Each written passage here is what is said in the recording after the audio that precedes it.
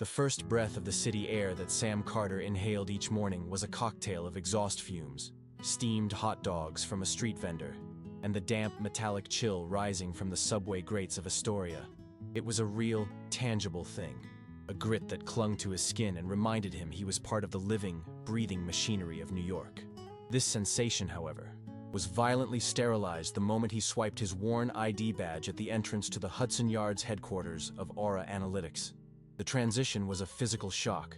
The air inside wasn't air, it was a processed, refrigerated atmosphere, aggressively conditioned to a precise 68 degrees Fahrenheit, smelling faintly of industrial-grade cleaner and the ghost of yesterday's burnt coffee from the communal kitchen. The soundscape shifted from the chaotic symphony of the street to a low, oppressive hum, the collective sigh of 1,000 servers in the basement, the whisper of the ventilation system, the muted thud of expensive shoes on sound-dampening carpet. Sam's own footsteps, clad in practical, comfortable Clarks, felt intrusive here, too loud, too ordinary. He kept his gaze down as he walked through the cavernous lobby, a space designed to intimidate, with its soaring ceilings, polished concrete floors, and a massive digital waterfall cascading down one wall. He clutched the strap of his nondescript Timbuktu messenger bag, its nylon fabric a stark contrast to the supple leathers and bespoke canvases carried by the sales and marketing teams. In his bag, his company-issued laptop, a 5-year-old Dell Latitude with a battery that lasted 47 minutes, felt like a brick, a heavy reminder of his place in the hierarchy. He was the engine, the architect of the entire billion-dollar platform, yet he was treated like a utility, a piece of essential but unsightly plumbing. He passed the reception desk, where the receptionist offered a tight, practiced smile that didn't reach her eyes, her gaze flicking down to his frayed badge lanyard before dismissing him. He felt the familiar weight of it all settle on his shoulders, the quiet, daily erosion of being the invisible foundation upon which a gleaming empire was built. He could feel the eyes on him, not of admiration, but of assessment, of categorization, and he knew exactly which box they placed him in. As he approached the elevator bank, a new, unsettling feeling prickled at the back of his neck. A large, framed object, draped in a velvet cloth, had been installed on the main lobby wall, right where everyone would have to see it. The velvet cloth was pulled away the next morning with theatrical flair by Preston Hayes himself. Sam was walking past, on his way to refill his cheap ceramic mug with the notoriously bitter coffee, when he saw Preston holding court with a group of venture capitalists, their tailored Zegna and Armani suits a uniform of immense wealth. Preston, the CEO and co-founder, was a physical manifestation of the company's public image. Tall, effortlessly charming, with a voice as smooth and persuasive as polished marble. He wore a Patek Philippe watch that was worth more than Sam's car, and his smile, a dazzling display of perfectly capped teeth, was his most valuable weapon. He gestured with a flourish toward the object on the wall, the original whiteboard from the garage in Queens, where they had started Aura Analytics. It was covered in Sam's frantic, sprawling handwriting. The complex equations, the initial architectural diagrams, the caffeine-fueled breakthroughs that formed the very DNA of their core algorithm.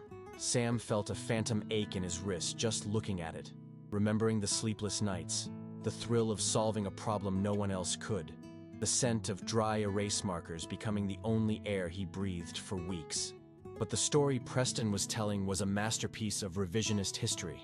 "This," Preston announced, his voice echoing slightly in the lobby's engineered acoustics, "is where the vision took shape. I remember telling Sam, we need a system that can predict market shifts with 99% accuracy.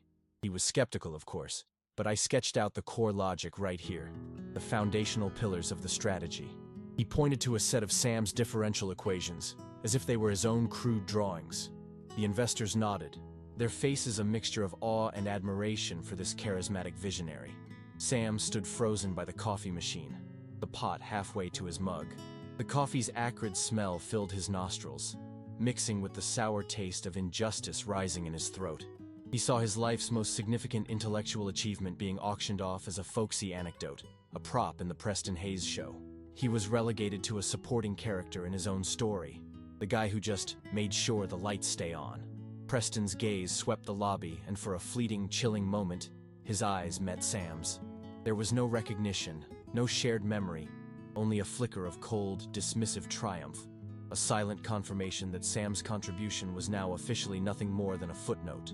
If you enjoy stories of karma, hidden secrets, and the quiet power of the underestimated, subscribe now to witness how the truth always finds a way to surface. The humiliation was not a singular event. It was a climate, a constant, low-grade atmospheric pressure. Back at his desk, wedged in a noisy, high-traffic corner between the marketing department and the server room, Sam tried to immerse himself in the code, his only sanctuary. The rhythmic clack of his keyboard was a familiar comfort, a language he understood, a world where logic and elegance prevailed. But the outside world kept intruding. His ancient Dell whirred loudly, struggling to compile the latest build, while the junior engineers he mentored unboxed gleaming new MacBooks, a company-wide upgrade that had somehow skipped the entire core technology department. An email popped up from accounting, a terse, automated rejection of his expense report for a $200 software license, a tool essential for debugging the very system that generated the company's millions. The reason cited was non-essential expenditure, a decision that would have been approved by Preston's executive assistant, a woman who likely believed the company ran on sheer charisma. A few minutes later, a message appeared in the public engineering Slack channel from that same assistant. "Hi team, just a reminder to be mindful of expenses. We need to tighten our belts for Q4.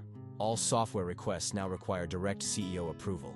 It was a public shaming, a message crafted to make him look reckless and out of touch. He could feel the eyes of the younger engineers on him, their gazes a mix of pity and confusion. They respected him, revered him even. He was the one they came to when they were stuck, the one who could untangle impossible knots of logic in minutes. Now, they saw him being financially neutered over a pittance. The heat crawled up his neck, a familiar burning sensation. He didn't react. He didn't type a response. He simply closed the Slack window, took a slow, deliberate breath, and forced his attention back to the lines of code on his screen. He had learned long ago that reacting was what Preston wanted. Any emotional outburst would be framed as instability, as proof that he wasn't management material. His power was in his silence, in his methodical endurance. He worked for another hour, the sounds of the office fading into a dull roar, his focus absolute. Then, his phone vibrated on the desk. It wasn't a Slack notification or a system alert. It was a calendar invitation from HR. The subject line was deceptively simple, almost friendly. Quick sync. But the attendees listed were him, the formidable head of human resources, and Preston Hayes. The meeting was in Preston's office, in 1 hour. This was no quick sync, it was a summons.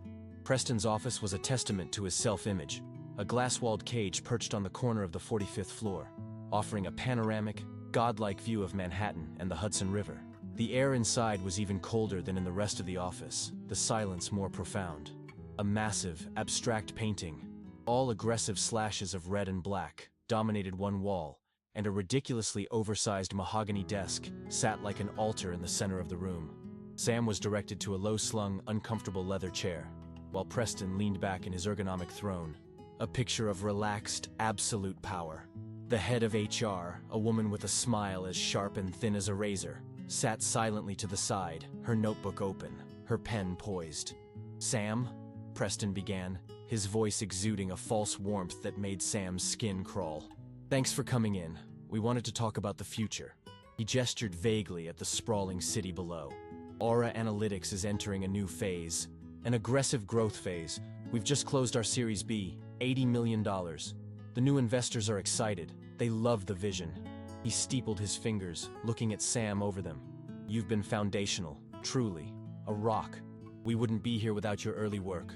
The praise was a poisoned dart, coded in the condescending language of the past tense. Sam said nothing, his hands resting calmly in his lap, his heart rate steady. He had learned to control his physical responses, to present a blank canvas onto which his opponents could project whatever they wished. Preston continued, his tone shifting to one of grave seriousness. "With this new chapter, we need to evolve. We're restructuring to optimize for scale. We're bringing in some new leadership, people with experience taking a company from 9 figures to 10. It's about building a team for tomorrow, not a team that was good for yesterday." The insult was clear, precise, and delivered with a surgeon's lack of emotion. Sam felt the words land like tiny, cold stones in his gut. He wasn't the future. He was a legacy component being deprecated. The HR head scribbled a note. the scratch of her pen the only sound in the room. Preston leaned forward, a predatory gleam in his eye. "Big changes are coming, Sam. We need to make sure everyone is in the right seat on the bus for the journey ahead." The metaphor was as tired as it was menacing, a standard piece of corporate jargon used to signal an impending purge. Preston was no longer just stealing his credit. He was preparing to throw him off the bus he had single-handedly built. The document they placed on the polished mahogany felt heavier than its few pages should allow. It was a performance improvement plan, a PIP, the corporate equivalent of a death sentence handed down with a serene procedural smile. Sam stared at the title, the bold, sans-serif font of the Aura Analytics letterhead seeming to mock him. He didn't read the words, not at first. He focused on the physical object, the crispness of the paper, the faint chemical smell of the toner. He felt the aggressive chill of the air conditioning on the back of his neck, a sensation he usually ignored, but which now felt like a deliberate, hostile presence. Preston leaned back, the expensive leather of his chair sighing under his weight. "Sam, this isn't a reflection of your past contributions," he said, his voice a carefully modulated balm of synthetic empathy. "It's about future alignment. The board and our new investors need to see a leadership team that is fully integrated with our aggressive go-to-market strategy. Your focus has been, understandably, on the technical side. We need you to develop your strategic communication skills, your executive presence." The jargon was a smokescreen, a thick, suffocating cloud of meaningless corporate speak designed to obscure the simple, brutal truth. They were building a case to fire him with cause, to neutralize his equity, to erase him. The head of HR, a woman named Cynthia, whose eyes held the detached calm of a mortician, chimed in. "The plan is for 30 days, Sam. We've outlined specific measurable goals. Weekly check-ins with Preston. We're here to support you, to set you up for success." Success, Sam thought, was a word that had been surgically removed from this equation. He finally lifted his gaze from the paper and looked at Preston. He saw nothing behind the man's eyes but a cold, transactional calculus. There was no flicker of shared history, no memory of the thousands of hours they'd spent in a garage fueled by cheap pizza and the impossible dream of it all working. He was no longer a partner. He was a line item, a problem to be managed. He reached out with a steady hand, his fingers not trembling in the slightest, and slid the document toward himself. He didn't speak. He simply nodded once, a gesture of placid, unreadable acceptance. The rage, white-hot and volcanic, was there, but it was buried deep, encased in a layer of ice so thick it wouldn't let a single tremor escape. He had spent years enduring, absorbing, and rationalizing. That was over. This piece of paper wasn't an indictment. It was a declaration of war. And in that silent, frigid office, Sam Carter finally, irrevocably, decided to fight back. Walking back to his desk was like moving through water. The ambient noise of the office, the distant chatter of the sales team, the rhythmic clicking of keyboards, the whir of the HVAC system, seemed distorted and far away, as if he were listening to it through a thick wall of glass. He held the PIP folder in his hand, its generic blue cardboard cover feeling like a brand on his skin. He could feel gazes, or maybe he was imagining them, flicking toward him, and then quickly away. Paranoia was a virus, and the corporate environment was the perfect petri dish. He sat down in his worn chair, the familiar squeak a grounding, pathetic sound. He placed the folder on his desk, next to his cold mug of coffee, and stared at it. It was a perfectly constructed trap.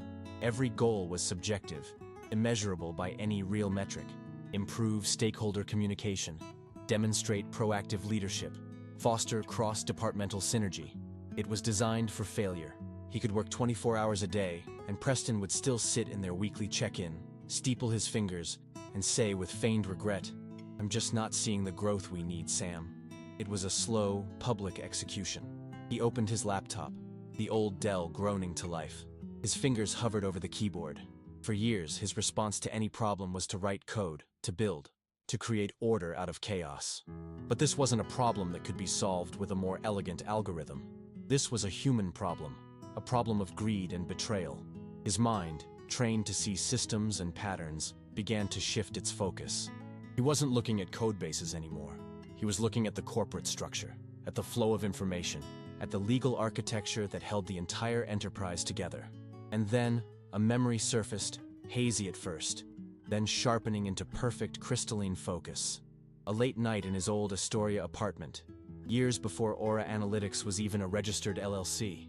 A conversation with his lawyer, a cautious old man who had insisted on one particular clause in the initial partnership agreement, a key person clause, a piece of legal armor he had insisted Sam include to protect his intellectual property, the patent, the license. It was all tied together. He had to find that document. It wouldn't be on his local machine. That was too insecure.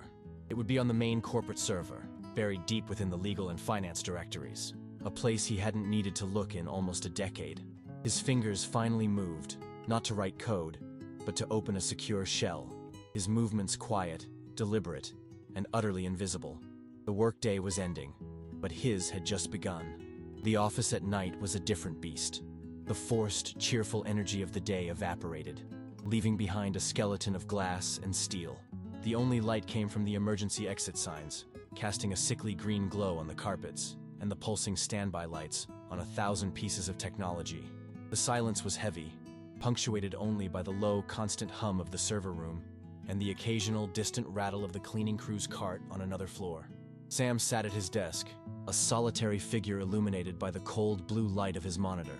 His heart hammered against his ribs, a frantic, trapped bird. This was reckless. Every action he took on the network was logged. Every file access, every command typed, was recorded on a server in a climate-controlled room, ready to be scrutinized by an IT security team that reported directly to the COO, one of Preston's loyalists. But the PIP had left him no choice. They had pushed him into a corner where the only way out was through the wall. He navigated through the company's shared drive, his clicks precise and economical. He moved through the familiar directories: engineering, marketing, sales, a digital ghost in his own machine. He reached the finance folder. Access denied. He expected that. He tried the legal folder. Access denied. Of course. He wasn't an officer of the company in a way that mattered anymore. He was just a developer, a cog. But he had built this system. He had laid every brick of its digital foundation. And he had, in the very early days, built backdoors. Not for malicious reasons, but for catastrophic recovery scenarios. He had a master key, a digital skeleton key that he hadn't used in 8 years. He opened a terminal window, the black screen with its green blinking cursor a familiar comfort. He typed a series of arcane commands, his fingers flying across the keyboard. It was a sequence that would bypass the standard Active Directory permissions and grant him root-level access for a temporary, untraceable session. He hit Enter. For a moment, nothing happened. Then, a new window popped onto his screen, displaying the entire, unrestricted file structure of Aura Analytics. It was all there. He navigated to the legal folder, then to a subfolder labeled Archive Founder Agreements. His breath caught in his throat. There it was. Partnership, Agreement, Initial, SA, PH, Exec, PDF. He double-clicked. The file opened, a scanned copy of the original document from a decade ago. His eyes flew down the pages, scanning the dense legal text, his mind racing until he found it. Section 4, Subsection C, the Key Person Clause. It was exactly as he remembered, only its language was even more lethally precise than he'd recalled. The PDF was proof, but it was digital proof. It could be dismissed as a draft, an old version, a file that had been tampered with. In a battle against a man like Preston, who operated in a world of perception and narrative, Sam needed something physical. He needed the original, ink-on-paper document. The one with his and Preston's actual signatures at the bottom, witnessed and notarized. And he knew, with a certainty that chilled him to the bone, that there was only one place it would be: in the locked filing cabinet in Preston's palatial corner office on the 45th floor. The thought alone was paralyzing. Going up there, at this hour, was an insane risk. The executive floor had better security, more cameras, but the image of Preston's smug, patronizing face during the PIP meeting burned away his fear. He saved a copy of the PDF to a tiny, encrypted USB stick, ejected it, and slipped it into his pocket. He stood up, the silence of the office pressing in on him. He walked to the elevator bank, his soft-soled shoes making no sound on the industrial carpet. The ride up was the longest minute of his life.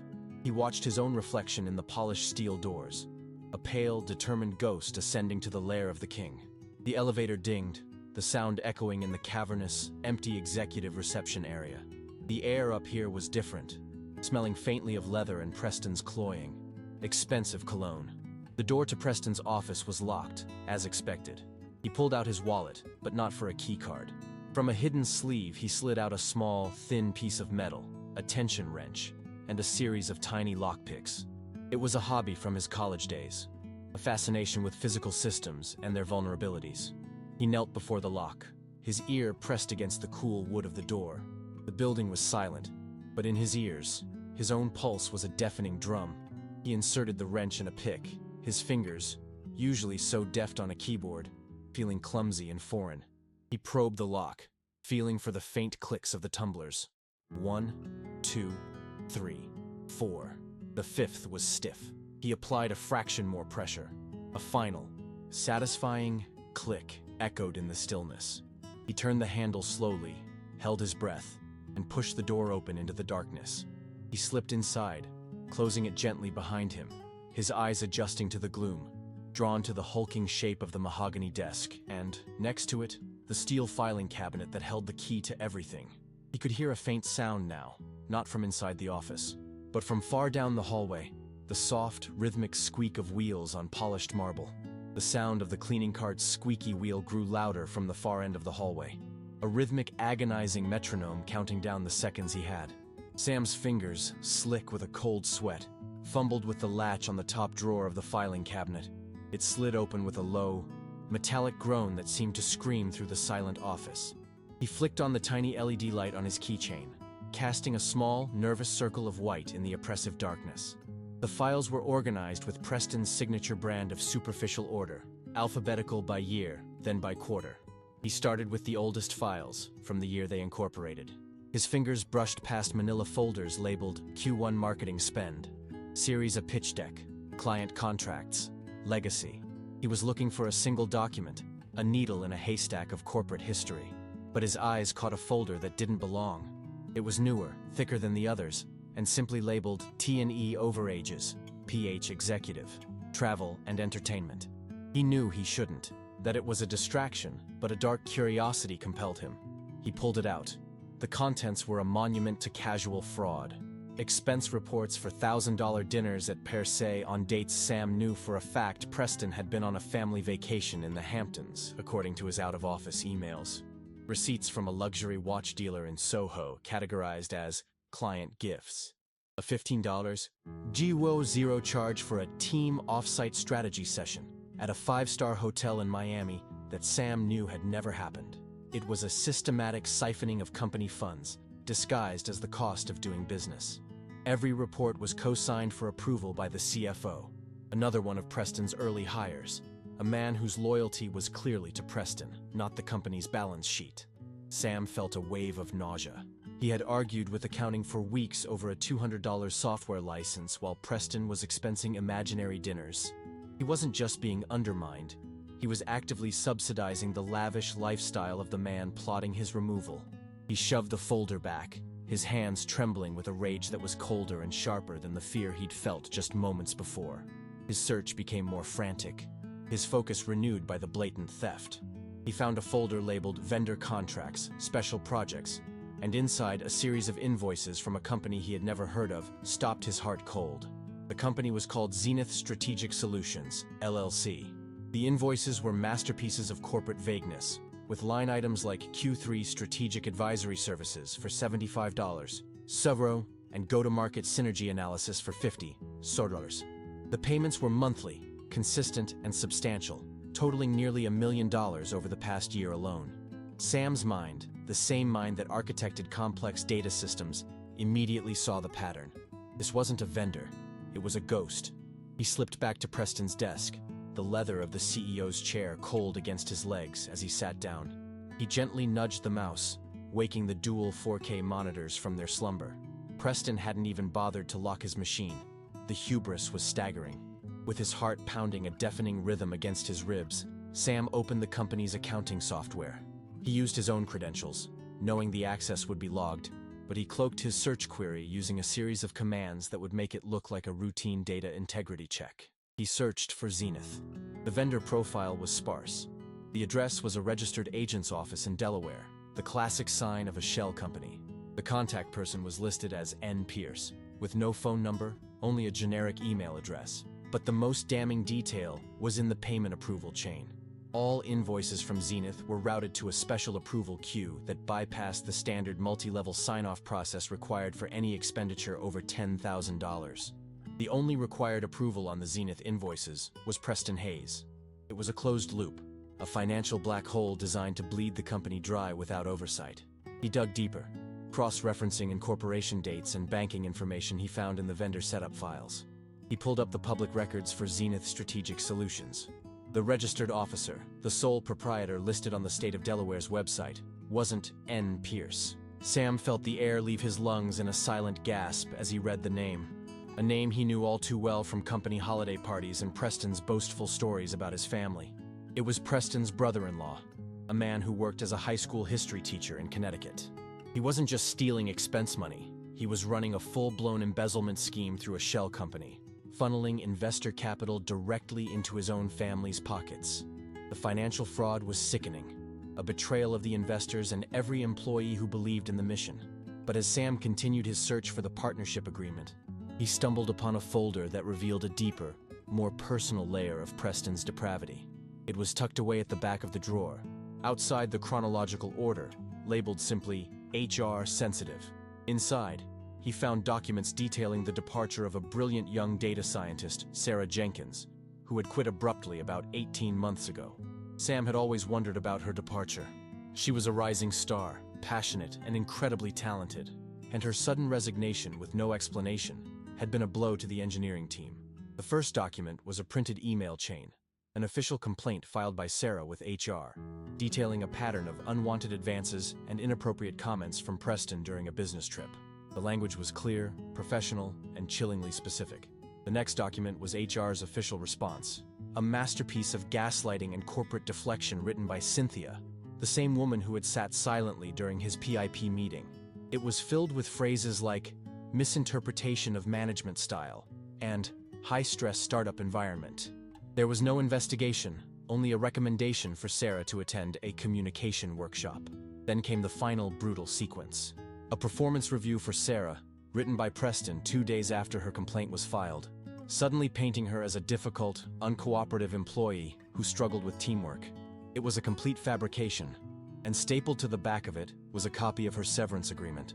The payout was generous, but it was contingent on her signing an ironclad non-disclosure and non-disparagement agreement that would silence her forever. Sam felt a profound, physical sickness. He had been there. He remembered Preston complaining that Sarah wasn't a culture fit just before she left. He had believed him.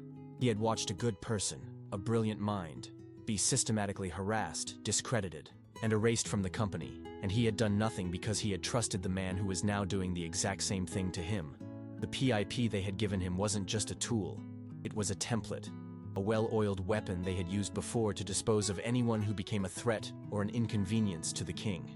His hands were steady now. The fear was gone, burned away by the white-hot furnace of a rage so pure it felt like clarity. The sickness had been replaced by an icy, diamond-hard resolve. He wasn't a victim anymore. He was a witness.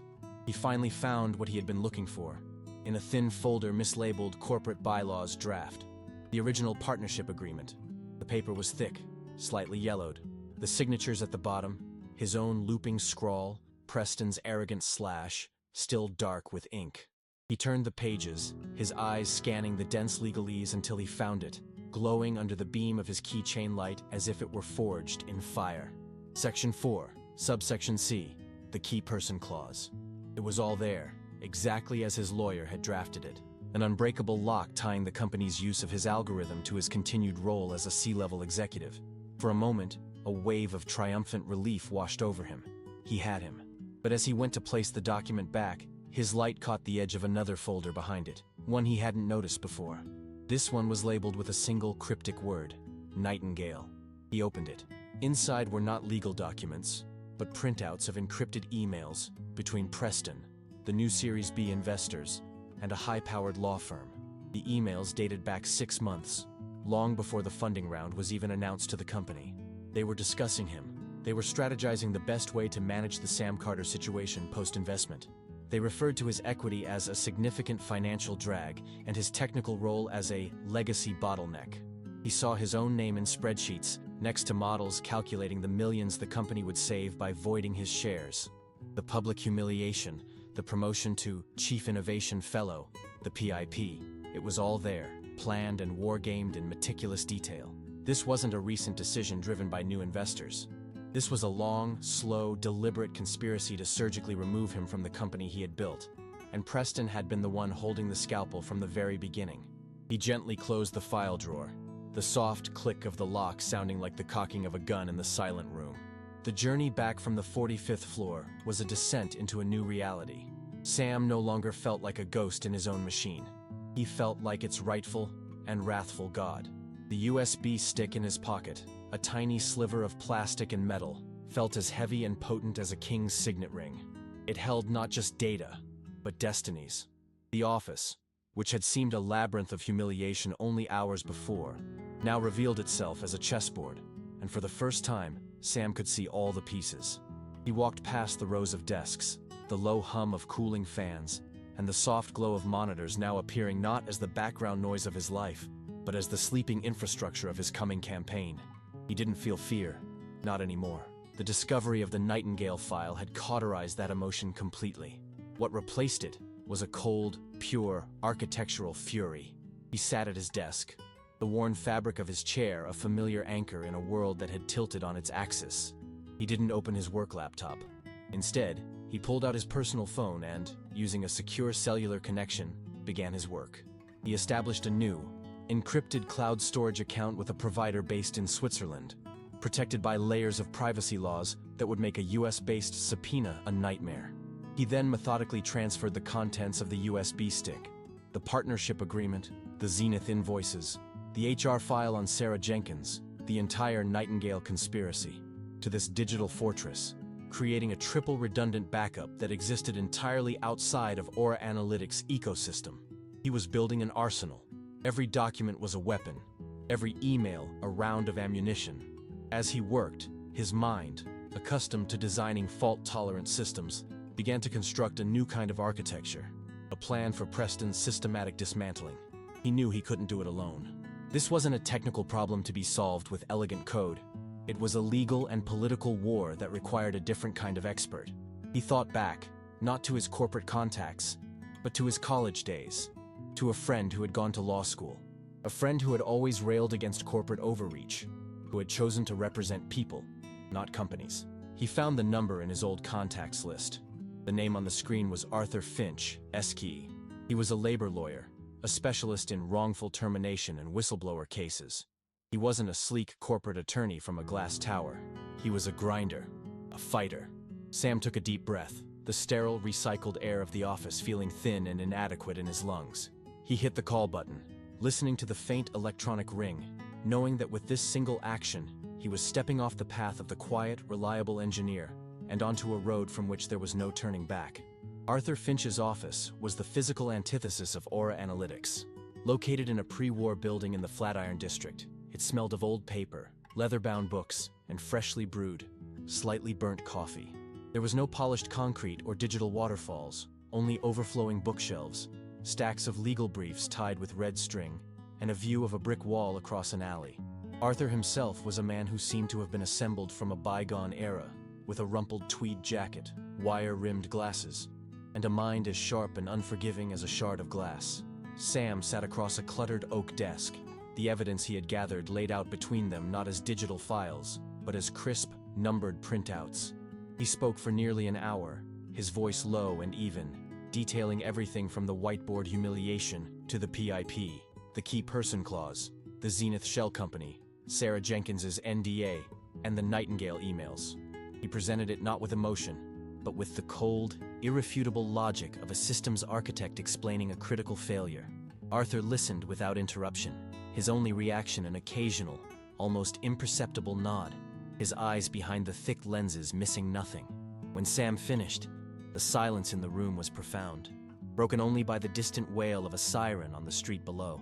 Arthur leaned back in his creaking leather chair, steepling his fingers. "This isn't a wrongful termination case, Sam," he said, his voice a gravelly baritone. "This is a corporate decapitation. What you have here is evidence of wire fraud, securities fraud, a conspiracy to defraud investors, and a potential violation of Sarbanes-Oxley. The PIP is just the clumsy, arrogant window dressing for the whole rotten affair. He picked up the printout of the Zenith invoices. This is the engine of their destruction. The personal betrayal is your fuel, but the financial malfeasance is the weapon the SEC and the board will use. He explained the mechanisms of power Sam had never considered. The audit committee, the independent board members, the company's own whistleblower and non-retaliation policies. He sketched out a strategy, not of immediate confrontation, but of controlled demolition. Preston thinks he's playing chess, Arthur said, a grim smile touching his lips. We're going to let him keep playing, right up until the moment we reveal he's been playing on our board, with our rules, the entire time. He leaned forward, his expression hardening. Your first move is not to confront him. It's to become untouchable. You need to officially document these financial concerns, but not to HR. You need to send it to the one person on the board who has a legal, fiduciary duty to investigate, and whose reputation depends on it. Sam spent the next 48 hours in a state of hyper-focused activity, the world outside his small Astoria apartment ceasing to exist. Fueled by black coffee and a cold, simmering rage, he transformed from a software engineer into a forensic investigator. His target, as per Arthur's instruction, was the head of the Aura Analytics Audit Committee, a woman named Eleanor Vance. She was the board's designated independent director, a former CFO of a Fortune 500 company, with a reputation for being meticulous, ruthless, and utterly intolerant of corporate malfeasance. She was, in theory, immune to Preston's charm. Sam's task was to plant the seed of doubt in a way that couldn't be traced back to him, at least not yet. He couldn't use his own email or any company resources. He drove to a public library in a different borough, paid for a guest pass with cash, and used a public terminal to create a new, anonymous email address through a secure, end-to-end encrypted service. The message he composed was a work of art in its precision and restraint. It was not an angry screed or a desperate plea. It was a calm, professional, and deeply unsettling shareholder concern. He didn't mention his own situation or the PIP. He focused exclusively on the financials. He attached a single, heavily redacted invoice from Zenith Strategic Solutions, LLC, and a screenshot of the public record showing the company's sole proprietor was Preston's brother-in-law. The email was short, its language carefully chosen to trigger every alarm bell in a seasoned financial executive's mind. Dear Ms. Vance, as a concerned party with an interest in the financial integrity of Aura Analytics, I feel it is my duty to bring a potential conflict of interest and significant unaudited expenditure to your attention. I refer you to vendor ID 774A, Zenith Strategic Solutions. I trust the audit committee will perform its due diligence with the rigor it deserves. He read it over a dozen times, making sure there was not a single word that could betray his identity. He hit send. The screen refreshed, showing the message was gone, fired into the digital ether. He logged out, cleared the browser cache, and walked out of the library into the gray afternoon light. He had just lit a very long fuse, and now all he could do was wait and see if the bomb at the other end was a dud, or if it was about to detonate directly beneath Preston Hayes' mahogany desk. While the digital fuse burned silently, Sam turned his attention to his own survival. Arthur had been blunt. Assume everything you do is being watched. Your emails, your keystrokes, your building access. Preston is a cornered animal, and he will get paranoid. You need a mentor, someone who has survived this kind of war before, and you need to shield your assets, now. The mentor was an easy choice. David Chen, the first CTO Sam had ever worked for, a man who had retired early after navigating a brutal, hostile takeover of his own company. Sam met him for lunch at a noisy, unassuming noodle shop in Chinatown, a world away from the hushed, expensive restaurants where Preston conducted his business. Over bowls of steaming beef brisket soup, Sam laid out the situation. David listened, his weathered face impassive, occasionally slurping his noodles. When Sam was done, David put down his chopsticks. Preston is a classic narcissist, he said, his voice quiet but firm. His greatest strength, his charisma, his belief in his own narrative, is also his greatest weakness. He can't believe anyone is smarter than him, especially not you. He sees you as a tool, not a threat. Use that. Let him underestimate you right up to the end. He gave Sam a list of practical, urgent instructions. That afternoon, Sam visited his bank. He opened a new account at a different institution and transferred the majority of his life savings. leaving only enough for his next 2 mortgage payments in the old account. He liquidated a small portfolio of stocks he had, converting it to cash. He was building a war chest, ensuring he could survive for at least a year without a paycheck. He then called his younger sister, a tech-savvy graphic designer, and gave her a cryptic but critical task: to set up a secure private server in her home, a digital dead drop for him to use if his personal communications were ever compromised. He was compartmentalizing his life, creating firewalls between his personal security and his professional battle. He returned to his apartment that evening feeling a strange sense of calm. He had a lawyer, a mentor, and a financial shield. He had activated the audit committee. He was no longer just reacting. He was executing a plan. As he was about to shut down his personal laptop, a text message came through from David Chen. It was a single, chilling line that solidified his entire strategy. Remember, Sam, a narcissist's ego is his center of gravity. To make him fall, you don't attack his company, you attack his audience. The final piece of the architecture was the most dangerous and the most necessary. It was time to step out of the shadows and into the system. Arthur's words echoed in his mind: become untouchable.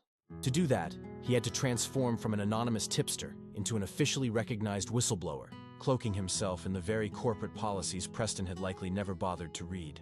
Sam spent an entire Sunday morning in his apartment, the blinds drawn, meticulously studying the Aura Analytics whistleblower and non-retaliation policy he had downloaded from the HR portal.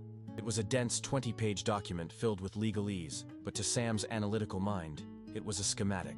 It outlined a precise protocol for reporting credible evidence of financial misconduct or ethical breaches directly to the board's general counsel and the head of the audit committee. It also contained ironclad language, mandated by federal law, prohibiting any form of retaliation, including termination, demotion, or the creation of a hostile work environment, against the reporting employee. The PIP they had placed him on was now Preston's biggest liability. Any move against him after he filed his report would be a textbook case of illegal retaliation, a fact that would add millions to any subsequent lawsuit. He spent the rest of the day assembling his official submission. It was a masterpiece of cold, factual indictment.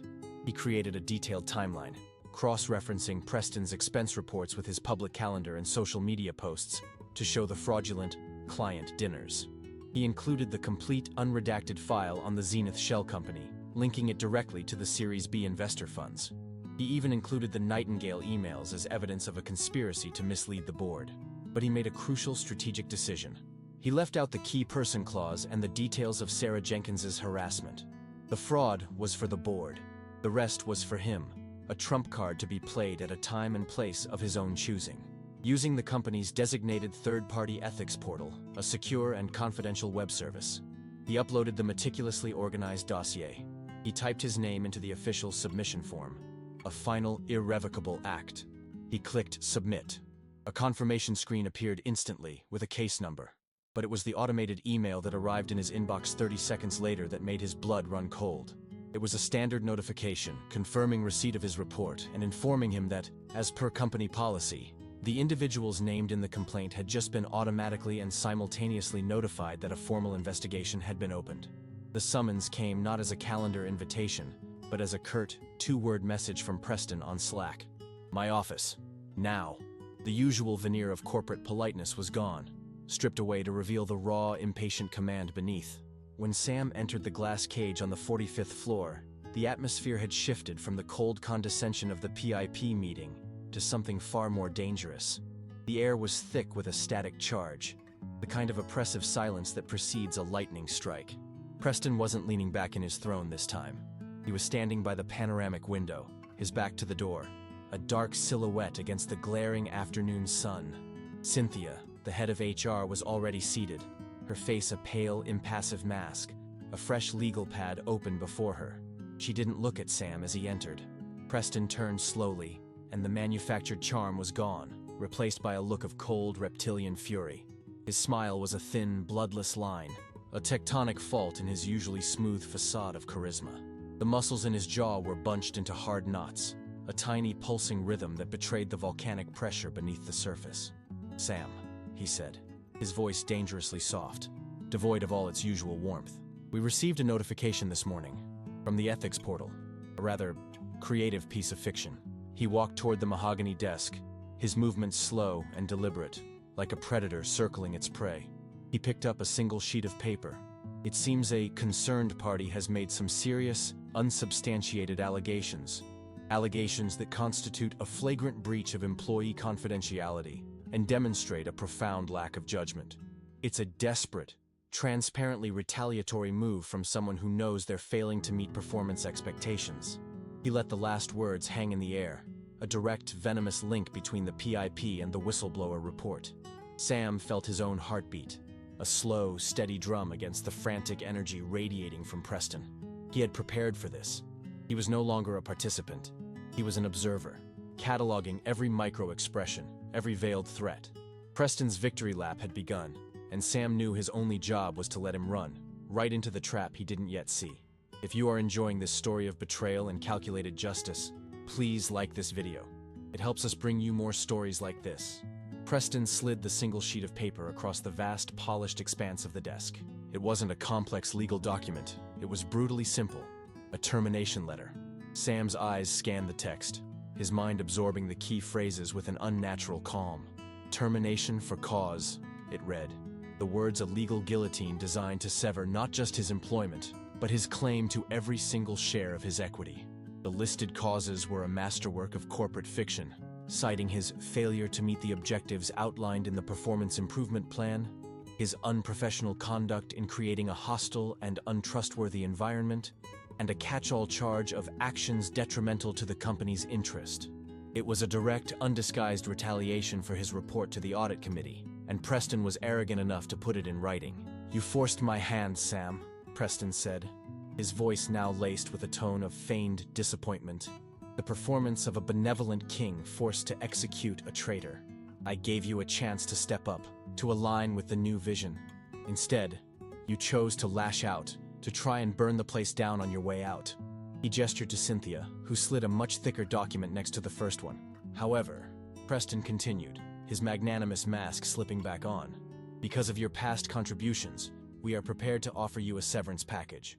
We'll give you 2 months' salary. It's more than we're legally required to do."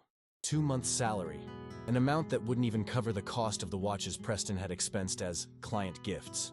It was an insult wrapped in the language of generosity. "Of course," Preston added, tapping a perfectly manicured finger on the top page of the new document. "This is contingent on your signing a standard separation agreement, which includes a comprehensive non-disclosure and non-disparagement clause."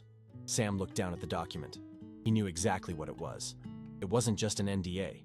It was a gag order, a retraction, a confession. He picked up the pen they offered, its cheap plastic feeling flimsy and insignificant in his hand, and he saw the flicker of triumph in Preston's eyes, the conviction that the little man had finally been broken. Sam held the pen over the signature line, the silence in the room stretching into a taut, vibrating wire. He could feel Preston's impatience, a palpable force pressing down on him, urging him to sign, to surrender, to disappear. Cynthia's gaze was fixed on the tip of the pen, her expression as neutral as a judge's. But Sam didn't sign. He slowly lowered the pen and used its tip to point to a specific paragraph deep within the separation agreement. His voice, when he spoke, was quiet, almost academic, completely devoid of the emotion they expected. "This section here," he began. "Section 12, subsection B. It states that as a condition of this severance, I must formally withdraw any and all pending internal complaints and attest that any such complaints were filed without merit. To be clear, you're asking me to sign a legal document stating that the report I submitted to the audit committee, a report concerning potential wire fraud, was a lie?" He looked up, his gaze meeting Preston's directly. For a split second, the CEO's composure fractured. A flicker of sheer, murderous rage appeared in his eyes before being instantly suppressed, smoothed over by his well-practiced corporate facade. "It's standard legal language, Sam," Preston snapped, his voice a little too sharp. "It's about a clean break. We're giving you a generous exit, and in return, the company gets closure." Sam nodded slowly, as if considering this. He was not just getting Preston to confirm the act of retaliation. He was creating a moment, a memory of defiance that would be seared into Cynthia's mind.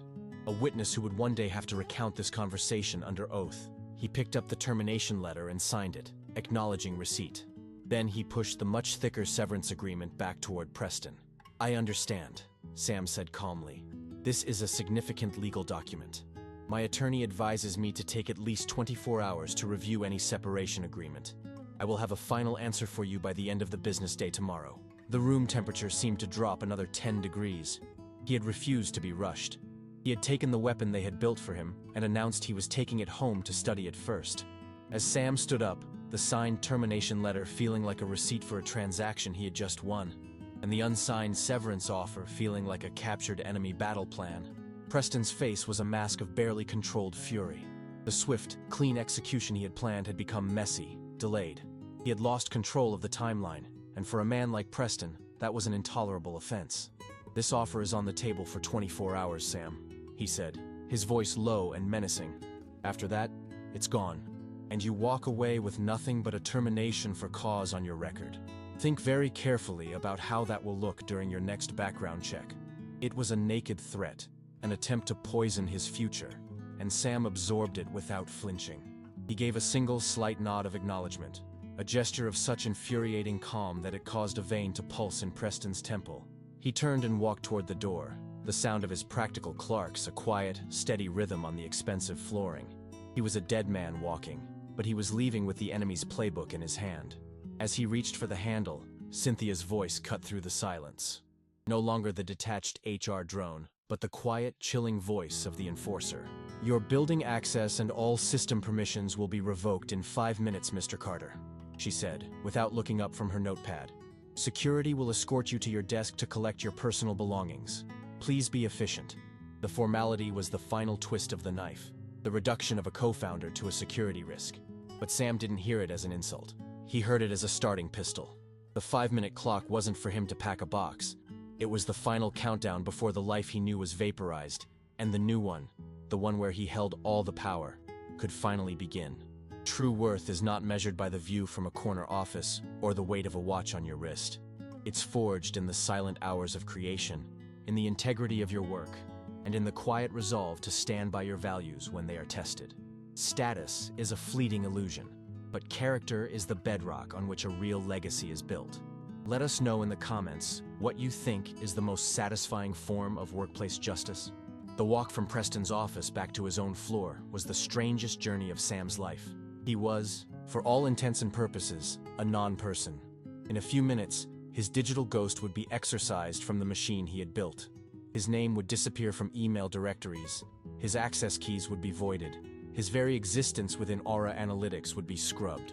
He could feel the eyes of his colleagues on him as he stepped out of the elevator. A silent security guard a few paces behind him.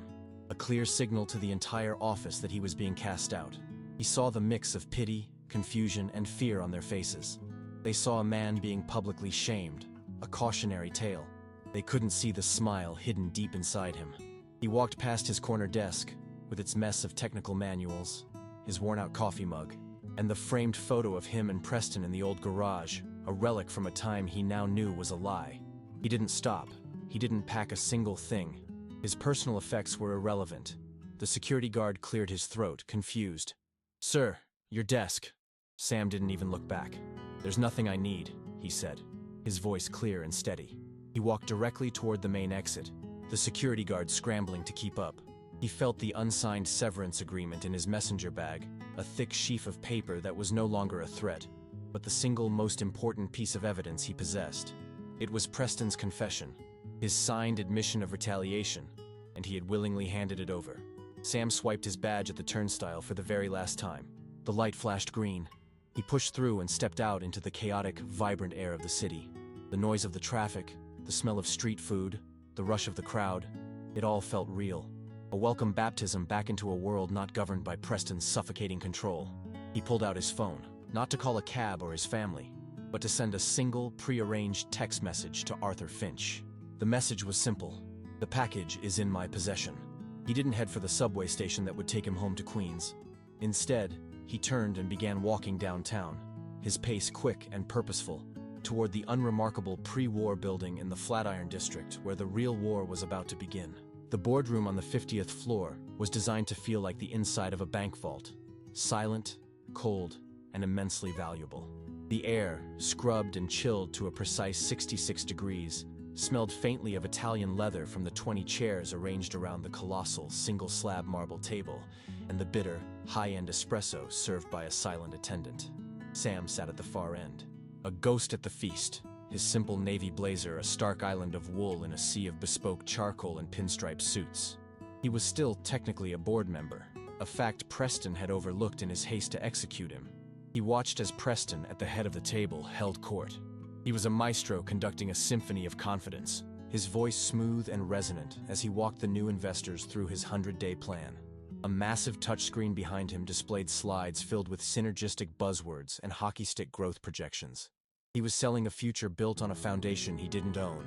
And the men in the room, titans of venture capital with reputations for ruthless due diligence, were buying every word. Sam felt nothing. Not anger, not fear, only a profound, detached calm, the feeling an engineer gets when he knows exactly where the single point of failure is in a complex system. Preston concluded his presentation with a dazzling smile, gesturing to the panoramic view of the city.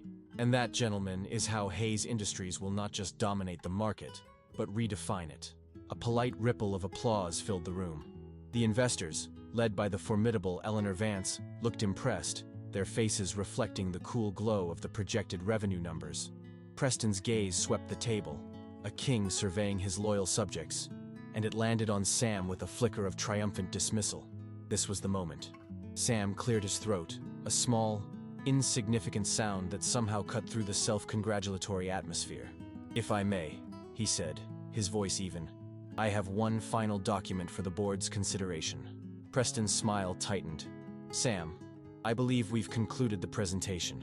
But Eleanor Vance, ever the stickler for protocol, interjected coolly, "Mr. Carter is a member of this board. Let him speak." With a quiet nod, Sam reached into his messenger bag and pulled out a stack of pristine bound documents, one for each person at the table. He slid them across the polished marble, a slow, deliberate motion. The cover page was simple. Licensing agreement for patent US 9.8-75-309B2. The lead investor's general counsel was the first to open it, his eyes scanning the text. And Sam watched as the man's professional poker face dissolved, replaced by a look of slowly dawning horror. If you are enjoying this story of betrayal and calculated justice, please like this video. It helps us bring you more stories like this. A leaden silence fell over the boardroom, a vacuum created by the sudden, violent death of an $80 million dream. The investors and their lawyers were no longer looking at Preston's dazzling slides. They were hunched over Sam's document, their fingers tracing the highlighted text of Section 4, Subsection C, the key person clause. The only sound was the frantic, rustling whisper of turning pages as they cross-referenced it with the patent filing. Preston stood frozen at the head of the table, the confident smirk melting from his face like wax.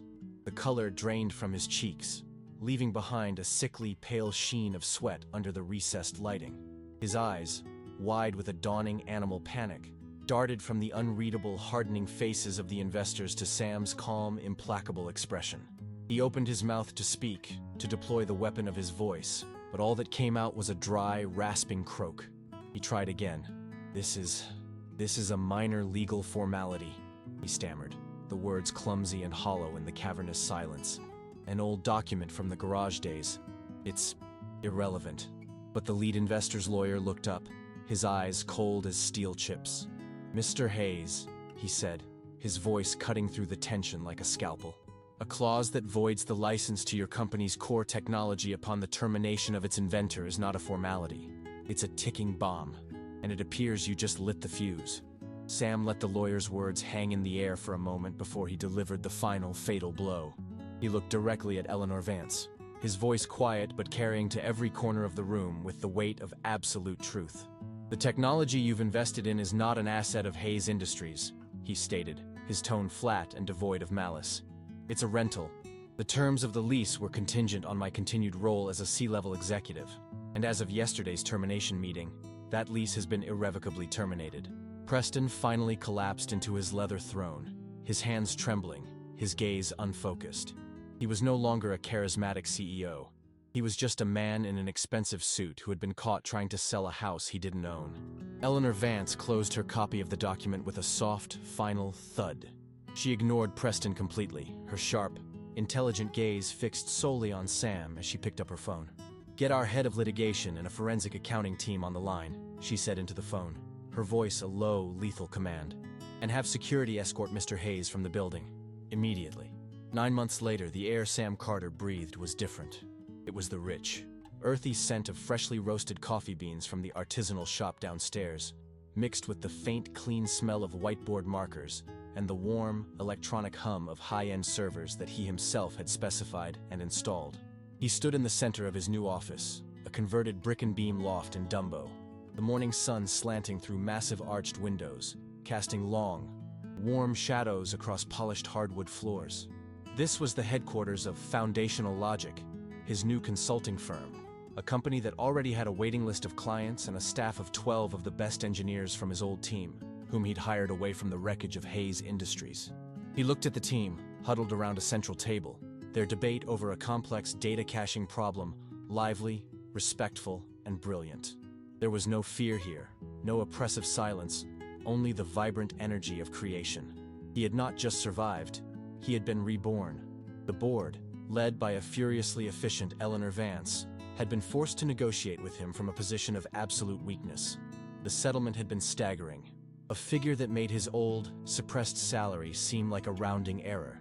He had sold them a new ironclad license for the algorithm at a fair market rate, and, with a significant portion of his settlement, bought a controlling interest in the restructured company, now simply called Aura, its name cleansed of its disgraced founder. He was the chairman of the board, a silent, powerful guardian ensuring the company was run by engineers, for engineers. News of Preston trickled in occasionally through back channels and industry gossip.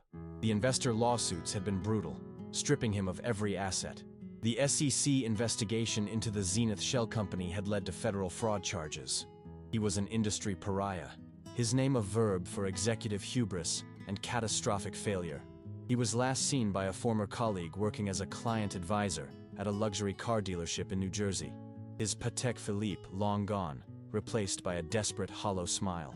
Sam picked up a ceramic mug, the coffee inside hot and fragrant, and walked over to the window, looking out at the Brooklyn Bridge. He felt the solid weight of the mug in his hand, the warmth spreading through his fingers, a simple, tangible pleasure in a life he had built, not on a lie, but on the unshakable foundation of his own work. He had won, but the victory felt less like a fiery explosion and more like the quiet, inevitable dawn that follows a long and terrible night. He took a slow sip of the coffee, the rich, complex flavor a stark contrast to the burnt, acidic sludge he had endured for years at the old office. The true victory, he realized, wasn't the money or the new company or even the public vindication. It was this moment, this quiet, unburdened peace.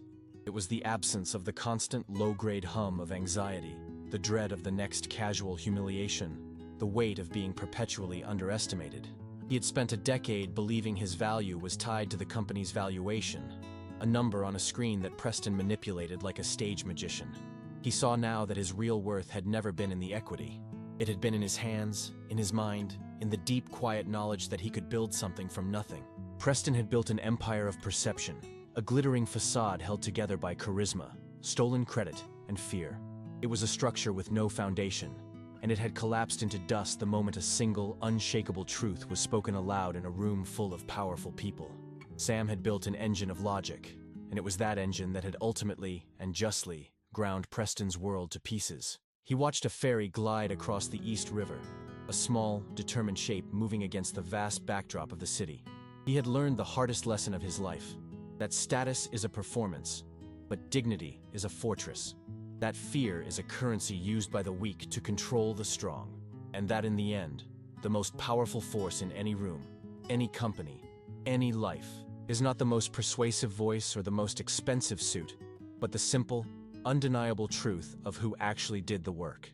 He finished his coffee, set the empty mug down on the windowsill, and turned back to his team, a genuine smile spreading across his face as he walked over to join their debate, ready to build something new.